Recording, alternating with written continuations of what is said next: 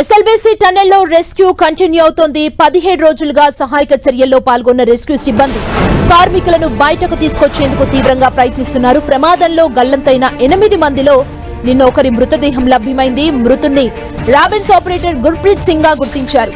మరో 2 ఆనవాళ్లు కూడా గుర్తించినట్టు తెలుస్తోంది. మిగతా అందరి ఆనవాళ్లు గుర్తించి బయటకు తీసుకొచ్చేలా రెస్క్యూ ఆపరేషన్ కొనసాగుతోంది.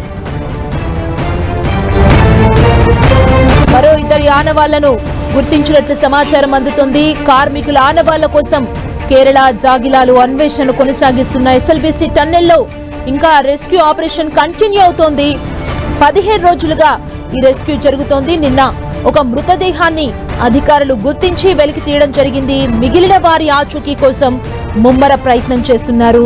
మృతదేహం టీబీఎం ఆపరేటర్ గుర్ప్రీత్ సింగ్ గా అధికారులు గుర్తించారు. మరో 2 ఆనవాళ్లను గుర్తించినట్లు సమాచారం అందుతోంది.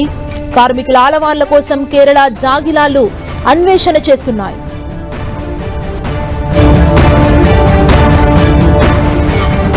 ఈ అంశానికి సంబంధించి మరిన్ని డీటెయిల్స్ మా ప్రతినిధి ప్రసాద్ అందిస్తారు. ప్రసాద్, సుమా, ఎస్ఎల్బీసీ టన్నల్లో 17వ రోజుకే రెస్క్యూ ఆపరేషన్ కొనసాగుతుంది. నిన్నటి రోజున ఒక మృతదేహాన్ని లభ్యం కావడం జరిగింది. అయితే ఈ రోజు జరిగినటువంటి రెస్క్యూ ఆపరేషన్ లో 2కి సంబంధించిన ఆనవాళ్లు గుర్తించినట్లు సమాచారం అందుతుంది. అయితే అధికారికంగా అధికారులు ప్రకటించలేదు. దీనికి సంబంధించి ఇప్పటికే రెస్క్యూ టీం ఏదైతే ఉన్నారో 11 టీములకు సంబంధించినటువంటి రెస్క్యూ టీంలు తీవ్ర ప్రయత్నాలు కొనసాగిస్తున్నాయి. 17వ రోజు అయినప్పటికీ ఇప్పటి వరకు ఇంకా 7 మంది జాడ లభ్యం కాలేదు. ఆ 7 మంది కోసం కార్మికులను తీసుకొచ్చేందుకు తీవ్ర ప్రయత్నాలు కొనసాగిస్తున్నాయి.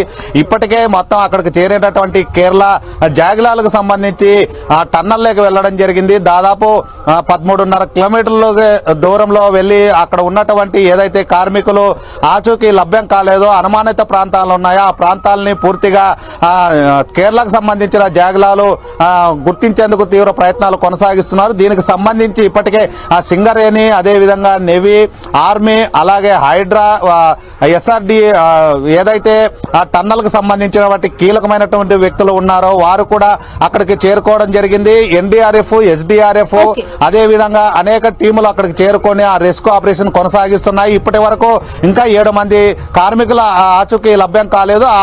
ఏదైతే 7 మంది ఉన్నారో ఆ కార్మికులను తీసుకొచ్చేందుకు తీవ్ర ప్రయత్నాలు కొనసాగిస్తున్నాయి. రెస్క్యూ ఆపరేషన్ గానీ ఇంకా కొనసాగే అవకాశాలు ఉన్నాయి. మరి ఈ రోజు గానీ రేపు గానీ మరో ఏవైతే అనుమానిత గుర్తించారో వాటిలో కూడా తీవ్ర ప్రయత్నాలు కొనసాగిస్తున్నాయి. ఈ రోజు గానీ రేపు గానీ కార్మికులు గుర్తించే అవకాశం ఉన్నట్లు తెలుస్తూ ఉంది. సుమా, థాంక్యూ ప్రసాద్.